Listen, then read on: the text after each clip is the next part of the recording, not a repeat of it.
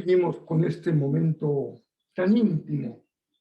Jesús compartiendo con sus discípulos en esta cena, en donde los 12 habían sido convocados para acompañar al Maestro. Sin duda que esta escena quedó grabada en el corazón de cada uno de ellos y sin duda que también lo hizo así en el corazón de Juan, el evangelista. Hay cosas que permanecen en el corazón y que nunca olvidamos. Si tú has sido como un servidor creyente por muchísimos años y has sido un asistente fiel a una comunidad de fe, a una congregación, es muy probable que hayas escuchado en tu vida cristiana no solamente cientos, sino muchísimos más mensajes. Y si hiciésemos hoy un examen, es probable que con dificultad recordaríamos algunos de los mensajes que escuchamos en nuestro tiempo como cristianos. Pero hay cosas que sí recordamos. Yo recuerdo con mucho aprecio en mi adolescencia, mi juventud, el cariño de las mujeres, las hermanas adultas de la iglesia donde yo crecí. Eran afectuosas, eran cariñosas, eran personas muy afectivas. Nos abrazaban, nos besaban, nos daban palabras de estímulo, de aliento, de ánimo. Aceptaban nuestra presencia, a veces no muy decorosa, porque éramos jóvenes y andábamos vestidos de forma bastante informal, pero poco a poco las cosas fueron cambiando y ya cada domingo vamos muy trajeados y con camisa de cuello duro y corbata, zapatos bien boleados, pero no fue así al principio. Esos abrazos, ese cariño, nunca se olvida. Aunque olvidemos tal vez muchas cosas más. Tal vez el contenido de muchos mensajes, sus títulos, los pasajes bíblicos. Tal vez olvidemos algunas clases que recibimos en nuestra formación como discípulos, pero sin duda que si tú recuerdas en esta ocasión las cosas que han marcado tu vida, que quedan ahí selladas en tu corazón, tienen que ver, sin duda, con esta parte afectiva de nuestra vida como personas. No solamente en términos de nuestra vida espiritual. También podemos pensar en nuestros amigos, nuestra familia, nuestros compañeros de estudio o de trabajo. Porque aunque en el trabajo no es el lugar apropiado para desarrollar amistades, a veces tenemos la oportunidad de que encontramos buenos amigos también en el lugar donde trabajamos y nuestros recuerdos tienen que ver con momentos en donde pudimos sentir su amor, su afecto, su cariño, su acompañamiento, su solidaridad. Creo que en mi experiencia seguro puede ser muy parecida a la tuya. Alguien que no era indiferente cuando llegabas y te decía bienvenido. Y alguien que tal vez sin darse cuenta Dios lo usó porque simplemente recordaba tu nombre y te decía, bienvenido Rafael. Y a lo mejor ya con el tiempo te puedo decir Rafa o Rafita, como me decían las hermanas a mí, y es una expresión cariñosa que llevamos en nuestro corazón. Y esto es importante porque la Iglesia de Jesús, en términos generales, y las congregaciones en lo particular, necesitan de manera reiterada, frecuente, preguntarse si no nos hemos alejado un poco de eso que es lo básico o lo esencial de nuestra fe. Porque pasa como todo en la vida. Con el paso de los años se van adhiriendo cosas que van agregando capas y capas y capas a lo que era el diseño original y se va perdiendo esa esencia de lo que constituyó el nacimiento, el origen, la esencia de aquello que alguna vez vivimos o creímos o en lo que participamos. Suele suceder que lo que vemos hoy ya no esté tan cerca del original y a veces es difícil ya distinguir lo que era ese primer momento original. Déjenme ponerles un ejemplo muy sencillo. Nuestras ciudades como la Ciudad de México, que son ciudades muy antiguas, tienen una tradición incluso con pueblos originarios, con culturas precolombinas. Y cuando uno visita el centro histórico, sobre la edificación original de las pirámides y los templos y las construcciones de los pueblos originarios, se fueron construyendo otros edificios y otros edificios, con otros acabados y otros repellados y otros azulejos y otras formas de ir embelleciendo las construcciones y pisos arriba. Y de vez en vez escuchamos un gran descubrimiento. Algo que estaba ahí, pero que con el paso de los años y los siglos se fue cubriendo de historia. Y de vez en vez es conveniente que los arqueólogos y antropólogos sociales vayan a escarbar y nos digan, miren, aquí hay vestigios de lo que fue esta gran cultura. En la iglesia, muchos predicadores, iglesias, suelen usar algunos eslogans o términos como volvamos a lo básico, volvamos a las sendas antiguas, volvamos a la Biblia, regresemos a Jesús. Muchas veces he escuchado yo afirmaciones como estas y me quedo pensando, bueno, ¿y cuándo nos fuimos de Jesús? ¿Cuándo nos fuimos de la Biblia? ¿Cuándo nos fuimos del mensaje original que hoy se nos invita a que regresemos a eso que parece que hemos abandonado? Creo que a veces son expresiones muy fuertes, atractivas, pero no del todo justas con la realidad, porque la esencia de la fe de la Iglesia de Jesús, la que el Señor considera su esposa, la Iglesia de Jesucristo, permanece a lo largo de los siglos porque las puertas del infierno no han podido prevalecer en contra de ella. Sin embargo, es verdad. En épocas que van transcurriendo es conveniente que la Iglesia se pregunte si hay cosas que tenemos que retomar, porque hemos olvidado. Porque tal vez, como pasó en el juego que se suele hacer en las diferentes reuniones sociales, cuando jugamos lo que se llama el teléfono descompuesto, el mensaje original pudo haber sido distorsionado a lo largo de los siglos y no es lo mismo con el mensaje final. Este juego es muy divertido, pero cuando hablamos de la esencia de nuestra fe, pues es algo importante y valioso, que vale la pena pensar en ello. Pero esto no es nuevo. Muchas personas se preguntan, ¿por qué hay tantas denominaciones? Bueno, una respuesta es esta. Hay momentos en la vida de la historia de la iglesia en que alguien empieza a pensar que hay algo que se ha perdido, que se ha distorsionado, y hace un impulso por lo que considera que es el mensaje original. Y a veces este impulso es rechazado por un grupo, una iglesia, una denominación, una congregación, y este grupo que busca regresar a ese origen es rechazado, excluido o decide salirse.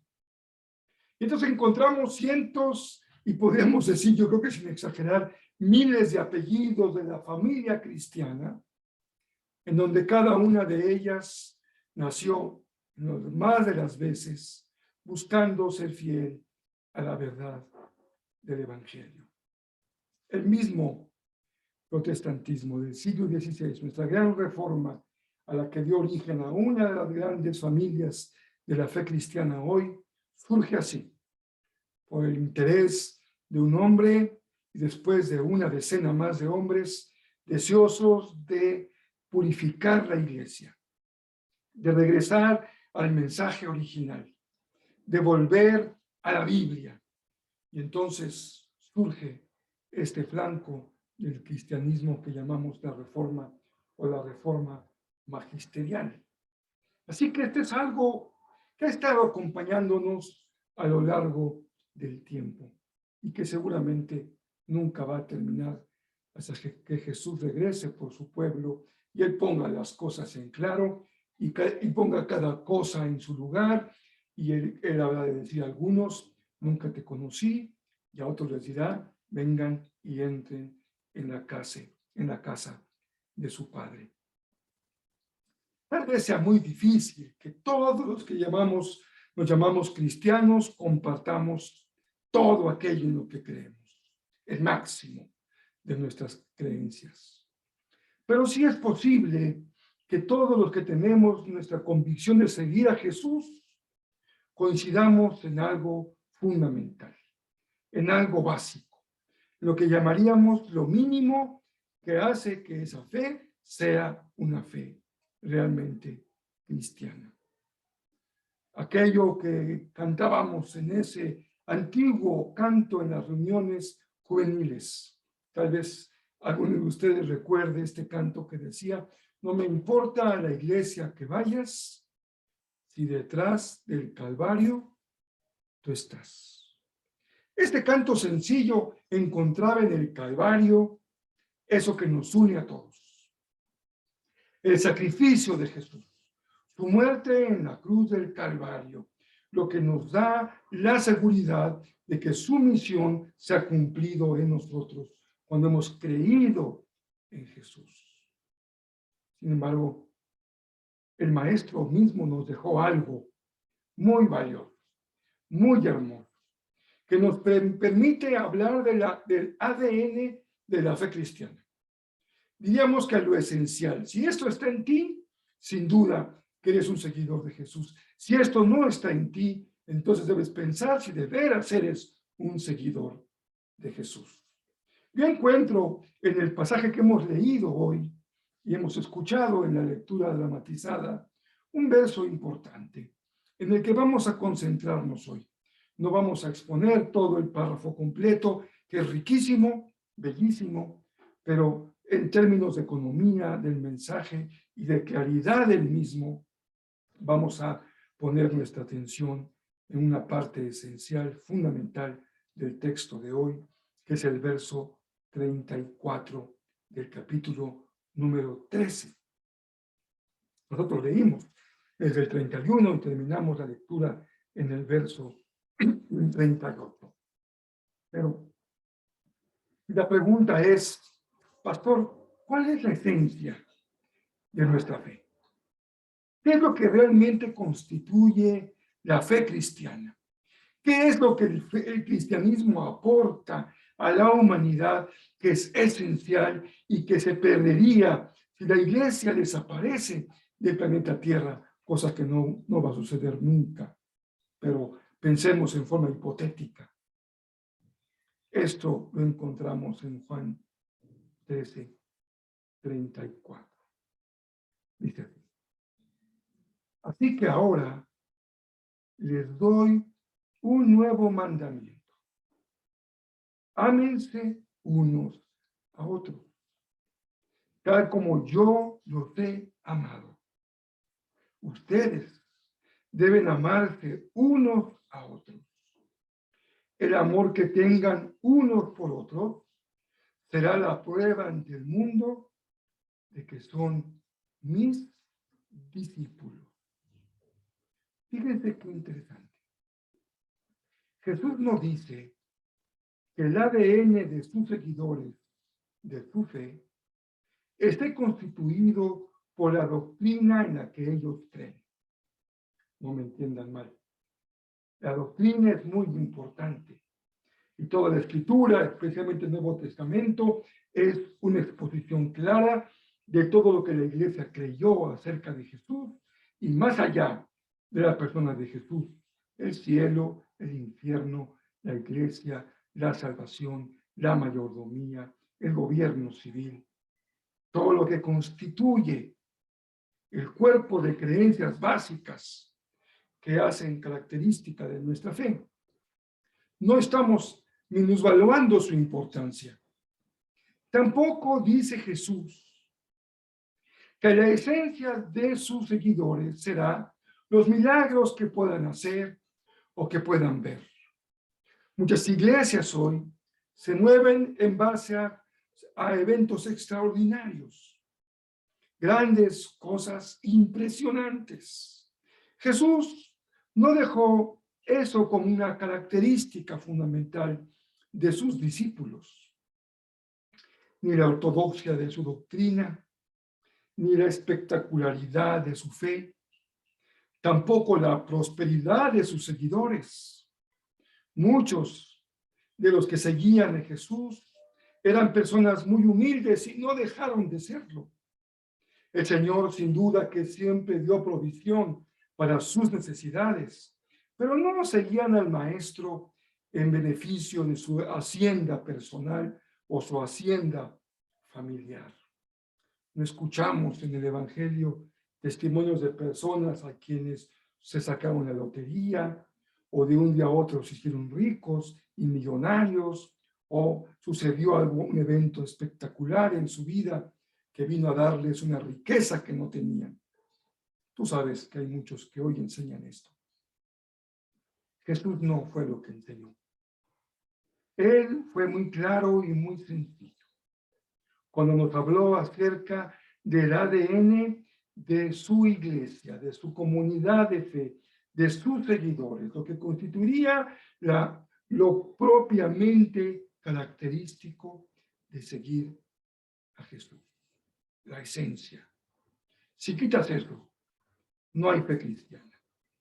Es el ADN del cristianismo. Se trata no de algo que los discípulos debieran saber. Claro que es imposible hacer algo que no sabemos. Pero el énfasis de Jesús no está en que ellos retengan una enseñanza y puedan repetir en un examen doctrinal que haría el próximo domingo. Él les pide, les enseña, les instruye que la esencia fundamental de lo que ellos son tendría que ver con lo que ellos hagan, el hacer. No solamente el saber, sino también el hacer. En este momento de su ministerio, Jesús, hemos leído, tiene perfecta conciencia de que está a punto de partir. Él va a regresar al seno del Padre. Y la preocupación de Jesús no está en lo que los discípulos habrán de repetir sobre su enseñanza, sino en la práctica que ha de ser fiel reflejo de una relación que Jesús primero modeló y que mostró como hijo en relación con su Padre. Muchos han observado con justicia y con claridad que el amor fraternal no es algo nuevo en la Biblia. Ya se había enseñado en el Antiguo Testamento el amor al prójimo, el amor como parte con característica del pueblo de Dios, del pueblo hebreo. Es entonces porque lo que Jesús dice que es un mandamiento nuevo. Bueno, hay varias razones por las cuales llamarle así. Primero es porque es el nuevo pacto. Y este nuevo pacto que está siendo instituido en Jesús a través de este acto simbólico que en los evangelios sinópticos encontramos como la Pascua y que Juan solamente se refiere a esta cena íntima con sus discípulos, es algo nuevo, porque está trayendo al cumplimiento del antiguo pacto y el nacimiento de este nuevo pacto. Pero hay algo muy importante en este nuevo mandamiento y es la calidad de este amor. Dice Jesús, ámense unos a otros, y esto es lo nuevo, como yo los he amado. Amarse entre ellos no es suficiente cuando se hace desde el plano del amor fraternal. Es diferente cuando se hace desde la fuente del amor de Dios, que constituye una comunidad de personas, una verdadera iglesia, cuando no están unidos por su amor humano, fraternal, de amistad, de compañerismo, de familia, Eso se encuentra en muchos núcleos humanos, donde hay verdadero afecto, amistad, camaradería, compañerismo, amor. Jesús nos dice, miren, lo propio, lo característico de ustedes es que ustedes se amen como yo los he amado. Esa es la clave, la esencia de nuestra fe. Amar como Jesús. Amarnos como Jesús. Permitir que se nos ame como nos amó Jesús. Jesús nos ha dicho el pasaje, va a ir a la presencia del Padre. Y por ahora, los discípulos no van a poder acompañarlo. Llegará el momento en que también estén con él en la casa de su Padre, pero no por ahora. Así que Jesús les dice algo importante, miren, yo me voy y no me pueden acompañar, pero quiero que en mi ausencia ustedes sigan manifestando mi presencia. Es decir, que si yo físicamente no estaré presente, mi presencia espiritual del mensaje que Dios me ha dado permanezca en ustedes. Cristo en la iglesia, ustedes son mi cuerpo. Después Pablo dirá con toda claridad que la iglesia es el cuerpo de Cristo. ¿Dónde está Jesús hoy? Además de que físicamente se encuentra a la diestra del Padre, en el mundo se encuentra reflejado en el cuerpo que es su iglesia. Nosotros, los que le seguimos, somos sus manos, somos su pecho, somos su torso, somos sus piernas, somos sus pies, somos sus ojos, sus oídos, su boca. La iglesia representa y da a conocer de manera clara y objetiva el cuerpo de Cristo en nuestra propia realidad. Ustedes van a quedarse aquí y quiero que su presencia signifique mi presencia. Que sean ustedes quienes me siguen, los que den testimonio de lo que yo hice y les mostré con mi propia forma de vivir y de amarlos y de compartir con ustedes. Un amor que acepta con absoluta generosidad. Nadie fue rechazado por Jesús. Solamente uno, lo veremos en los capítulos siguientes de Juan, solamente uno se perdió y ese estaba destinado para que se perdiera. Pero todos los que me diste, dirá Jesús, los he guardado. Porque esta es la tarea del amor. El amor que es generoso, abierto para recibir a todo el que necesite decirte, bienvenido, Rafael. Qué bueno que estás hoy otra vez con nosotros. Esta es tu casa. Pasa. Toma un lugar. Tráigale un cafecito y un buen pan de dulce para que se pueda sentar a compartir con nosotros. Sin duda que la iglesia es comunidad. La iglesia es compañerismo. La iglesia es fraternidad. Por eso es muy difícil que la iglesia pueda expresarse en toda su realidad en los creyentes en lo individual, sin iglesia, sin congregación, sin familia espiritual. Es difícil seguir a Jesús sin una comunidad de creyentes en donde el amor se torna en una práctica y en un taller. Que la iglesia es sin duda eso, un taller en donde aprendemos a practicar, a poner por obra lo que hemos visto en Jesús. Ahí el hierro se afila con hierro, porque es en ese convivio en donde hay personas insoportables, con mal carácter y mal temperamento, con comportamientos repetitivos que dañan y ofenden y molestan. Pero es el gran reto en donde el amor de Jesús puede transformar a los hijos del trueno, sus discípulos, en el discípulo amado, su discípulo. Es por ello que Jesús dice, necesitan amar como yo los he amado.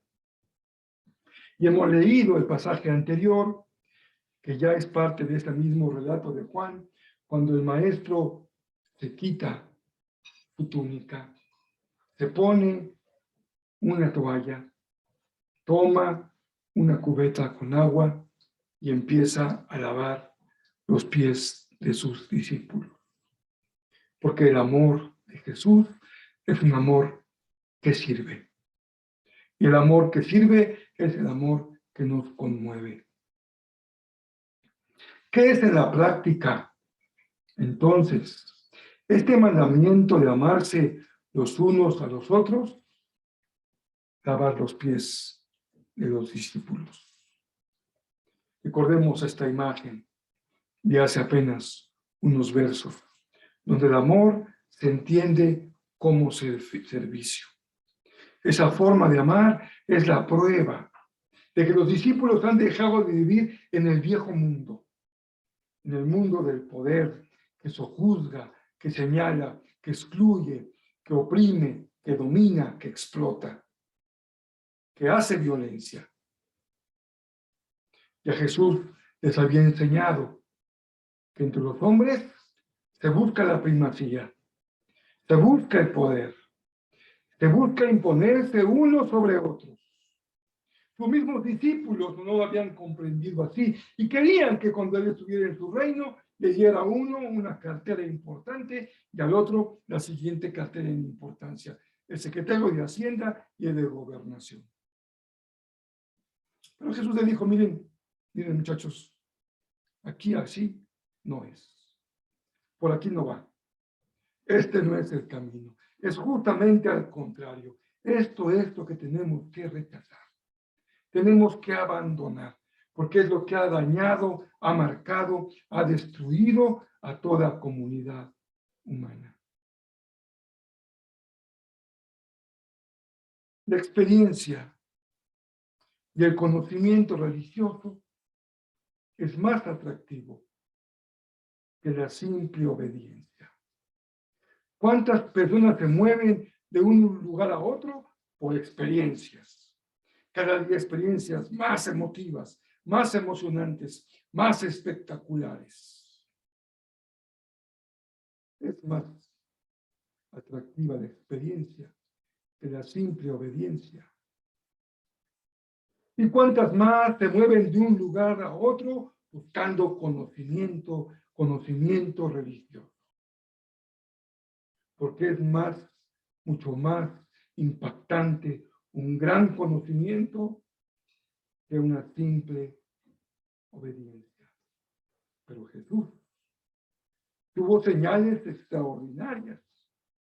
Y el conocimiento de Jesús es incomparable al de cualquier otra persona, pero justamente cuando Él está listo para irse, les dice a los suyos, miren, todo esto tiene su lugar y es muy importante, pero yo quiero que la gente se dé cuenta de que ustedes me siguen, porque se aman unos a otros como yo los he amado.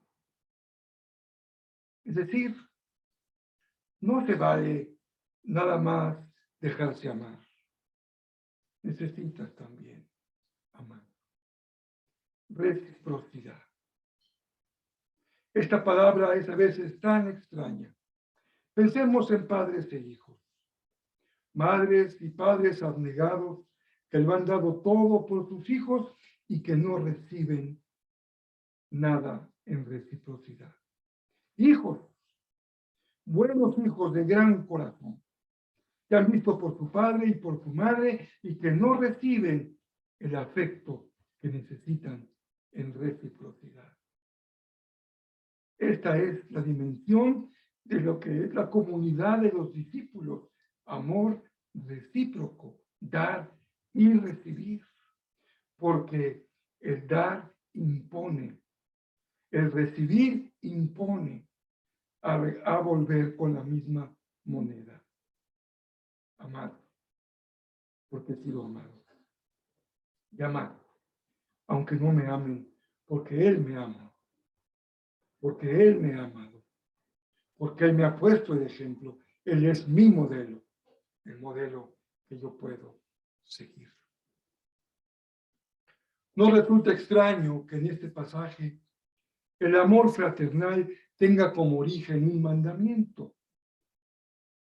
Muchos se hacen un dolor de cabeza porque no se explican cómo Jesús puede hablar de el amor como un mandamiento. Es como que alguien te pregunta en la iglesia: oye, hermano, ¿por qué me amas? Pues porque Jesús me lo mandó. Jesús me dijo que debo amarte. Entonces no me amas verdaderamente, no me amas con sinceridad, no estás más que cumpliendo un mandamiento. No es este el sentido de la frase de Jesús. Lo que el maestro quiere decir es que la fuente de nuestro amor no está en quién soy yo y quién es la persona que yo amo, sino en la fuente de donde viene este amor, que es Jesús mismo. No amamos por quienes somos. No amamos por lo que hacemos. No amamos porque alguien nos agrade o no nos agrade. Ese amor no pasa del plano del amor humano, del amor condicional, del amor que nace de lo que el otro es. Se trata de un amor cuya fuente es Dios, como ejemplo y como mandamiento, y que la Biblia conoce como gracia.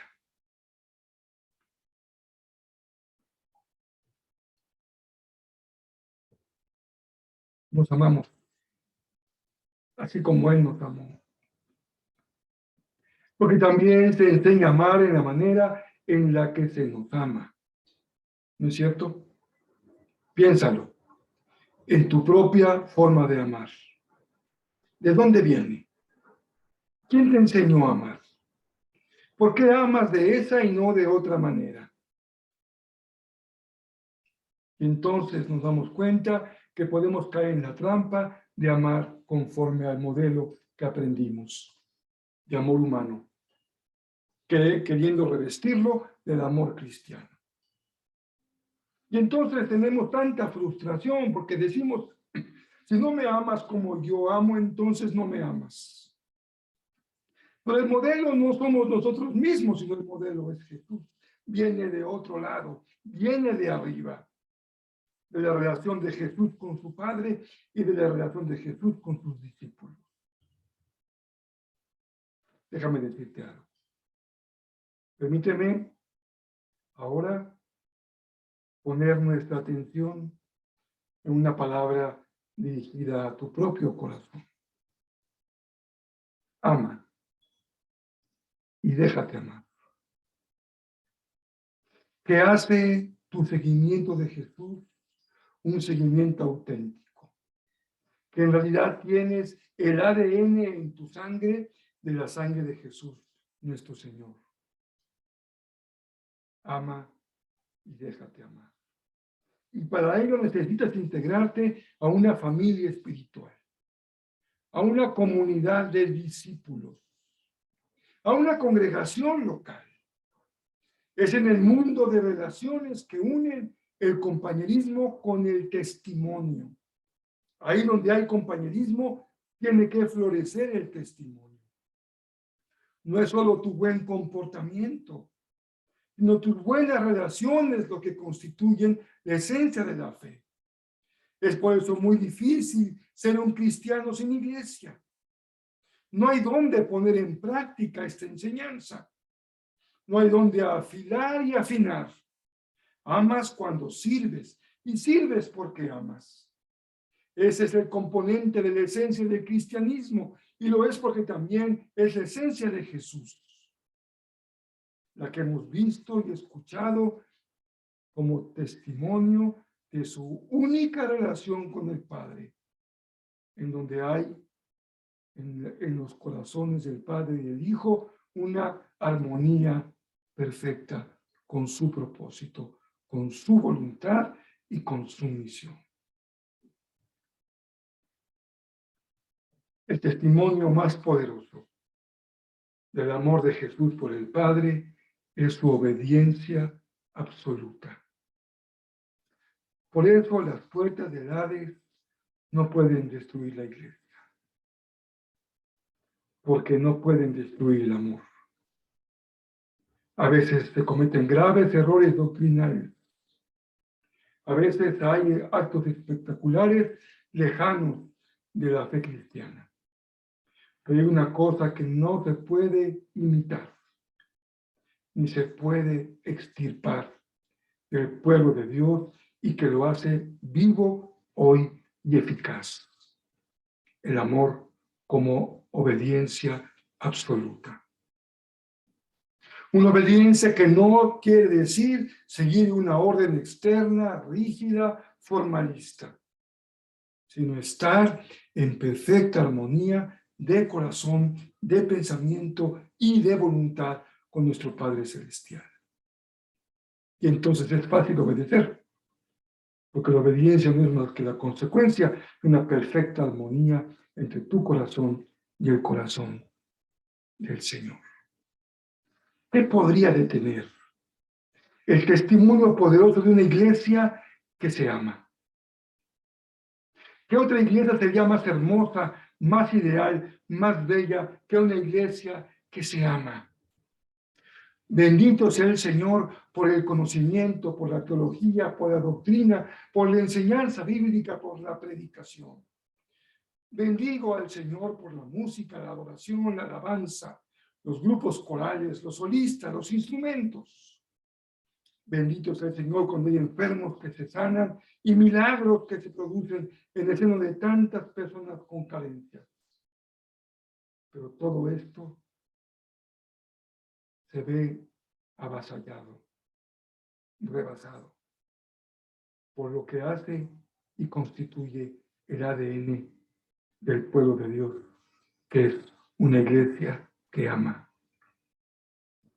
¿Te gustaría ser parte de esta iglesia? ¿Te gustaría ser parte de esta comunidad de fe, donde puedes amar y ser amado, a pesar de quién eres y de cómo eres, a pesar de no haber sido bien formado y instruido en el amor, pero dispuesto a caminar con Jesús? Esa pequeña distancia de su lugar en la mesa hasta donde estaba colocado el hebrillo y el agua con la toalla. Qué hermoso ser parte de Missio Dei, una iglesia que da testimonio poderoso en sus relaciones de amor. Y esto no es fácil, porque en toda comunidad humana y en toda iglesia cristiana siempre está presente la sombra de la traición, de la negación, de la impulsividad, del poder. Quisiéramos no parecernos a tantas otras iglesias. Lo cierto es que en cada comunidad de fe hay un terreno en donde hacer taller de amor. Porque siempre está presente aquel que no está dispuesto a amar, nada más a ser amado. Que no ha aprendido a ser generoso, sino nada más a recibir generosidad. Que no ha aprendido a buscar al que sufre, sino a ser buscado cuando ha sufrido. Y esto lleva a muchas personas a la amargura, porque esperan recibir lo que nunca han sembrado y cosechar ahí donde nunca pusieron la semilla. Pero bendigamos al Señor, porque Él nos ha regalado una hermosa familia espiritual. Estamos alertas y atentos a nuestra propia humanidad, pero sabemos que esta se sobrepuja, se vence, cuando cada uno de nosotros estamos dispuestos a depender del Espíritu Santo, para que Él nos purifique, nos perfeccione, nos santifique, siguiendo a Jesús, siguiendo su modelo, siguiendo su ejemplo. Que Dios ponga en nosotros este deseo de amar como Jesús nos amó y se entregó a sí mismo por nosotros. Te invito a que me acompañes en un momento de oración para que concluyamos el mensaje de esta tarde.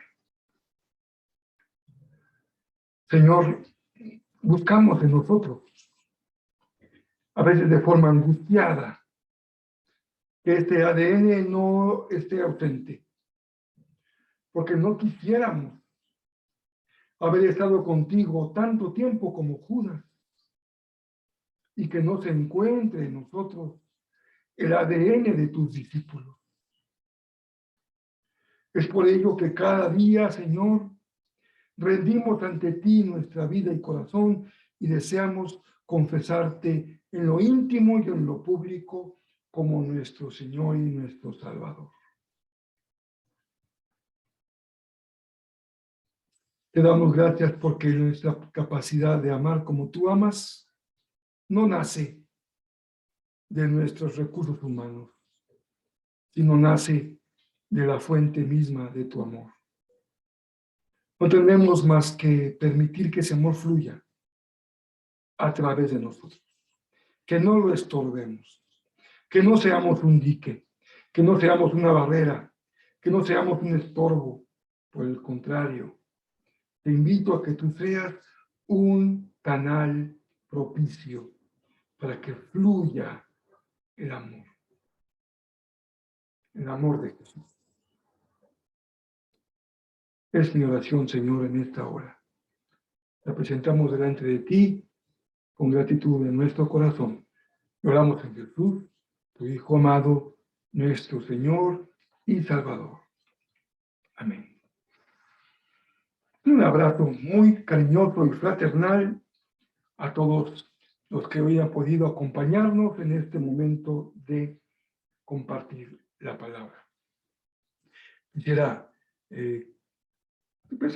agradecer al Señor que podemos estar juntos hoy como lo hacemos cada semana.